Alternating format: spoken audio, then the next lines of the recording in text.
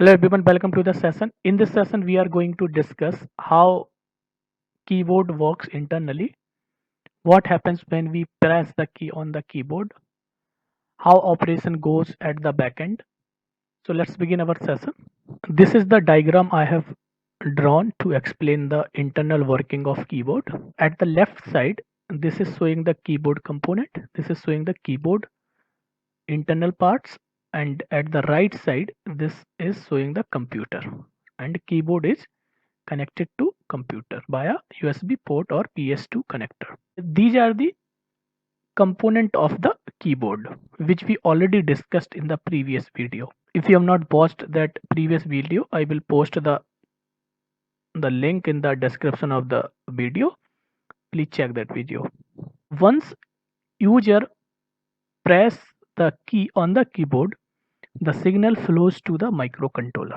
The microcontroller get the scan code responding to that pressed key, and then it sends that scan code to the computer. Every key on the keyboard is having the unique code which is known the scan code. Mapping of the key, or we can say key position and scan code, is stored in the read-only memory of the microcontroller at the time of manufacturing.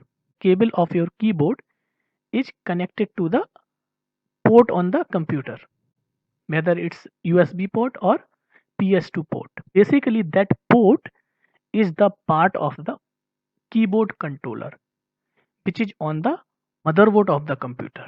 So that scan code is sent to the keyboard controller. Once keyboard controller receives the scan code, it transfer that scan code in the output buffer.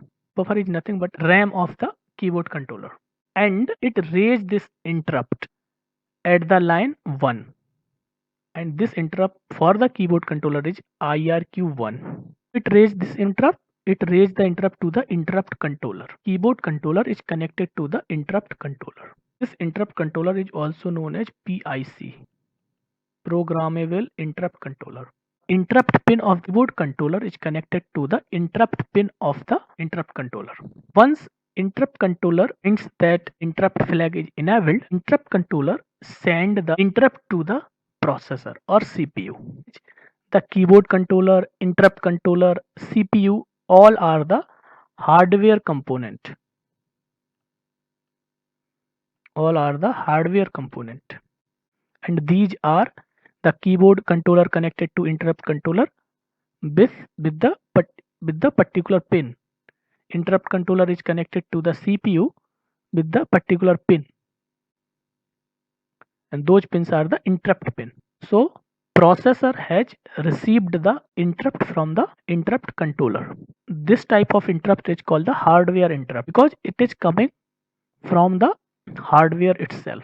Now, as we know that CPU is used to process the instruction, to execute the instruction.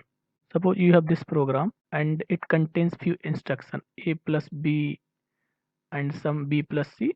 Suppose when the interrupt was sent to the CPU was executing this instruction a plus b. Before CPU jump to the next instruction, it checks this interrupt flag. If this interrupt flag is enabled or set, then it will not execute this instruction. It will stop the execution. And why it will stop the execution? Because we have informed CPU via interrupt that there is some important work you need to do. So the CPU stops the execution of the next command. The current command it finishes, it will not execute the next instruction. So once CPU finds this interrupt flag as enabled, it check the interrupt vector table. This table is present in the. So what is this interrupt vector table? It is basically the data structure, or you can say table, which contains the vector number from 0 to 255 and the memory address of the ISR. Interrupt service routine. ISR is nothing but the interrupt handler. Just to mention this vector number, from where it is coming. So vector number is the interrupt number which is sent by the interrupt controller. So for the keyboard it is 1. This. For other ISR, like for the disk controller, it could be different. For the keyboard it is 1. You can see IRQ 1. Interrupt request 1. This ISR is the part of the driver. In the case of keyboard, it is part of the keyboard driver, and the keyboard driver is loaded at the time of booting by the BIOS.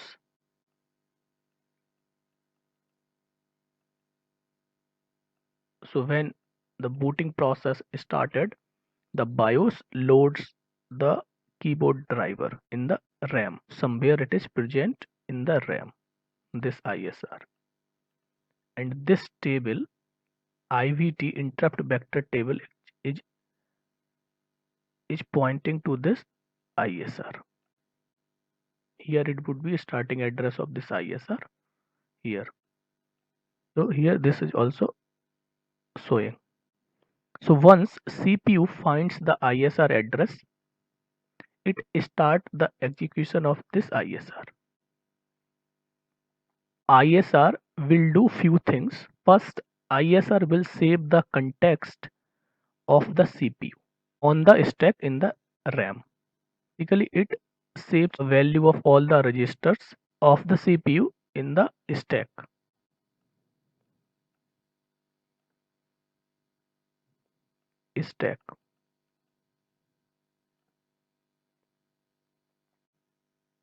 Why it is necessary to save the context of existing process, so that when the execution of this ISR will finish, CPU can resume the operation of the process which was interrupted because of this interrupt flag. And this ISR also inform the interrupt controller as an acknowledgement of the interrupt handling. Then this ISR will read the scan code from the output buffer. Here you can see this arrow. So after reading this scan code, the ISR inform the operating system to take care this further. You can see this arrow.